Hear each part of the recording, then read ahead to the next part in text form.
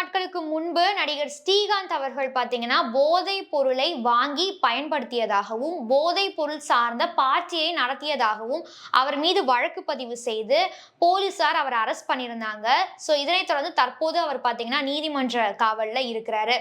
இதனைத் தொடர்ந்து தற்போது கழுகு திரைப்படத்தினுடைய கதாநாயகன் கிருஷ்ணா அவர்களும் போதைப் பொருள் வந்துட்டு பயன்படுத்தியிருக்கிறாரு அப்படிங்கிற மாதிரி போலீசார் கூறியிருக்கிறாங்க. இதனைத் தொடர்ந்து போலீசார் கிருஷ்ணா அவர்களுக்கு சம்மன் அனுப்பியிருக்கிறாங்க.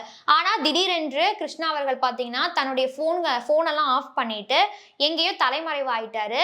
இதனைத் தொடர்ந்து தனிப்படைகள் அமைத்து போலீசார் அவரை தேடி வந்த சூழ்நிலையில தற்போது அவர் போலீசாரிடம் சிக்கி இருக்கிறார். இதனைத் தொடர்ந்து போலீசார் பார்த்தீங்கன்னா அவரிடம் விசாரணை மேற்கொண்டு வருகிறார்கள். அது மட்டும் இல்லாம இவருக்கும் ஸ்ரீகாந்த் அவர்களுக்கு ரத்த பரிசோதனை எடுத்தாங்க இல்லையா, அவர் போதைப் பொருள் யூஸ் பண்ணிருக்கிறாரா இல்லையான்னு.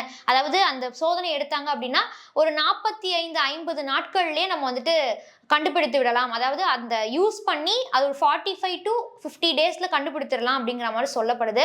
அப்படிதான் ஸ்ரீகாந்த் அவர்களுக்கு கண்டுபிடித்தாங்க. அதே மாதிரி கிருஷ்ணா அவர்களுக்கும் ரத்த பரிசோதனை எடுப்பதற்கான வாய்ப்பு இருப்பதாகவும் சொல்லப்படுகிறது.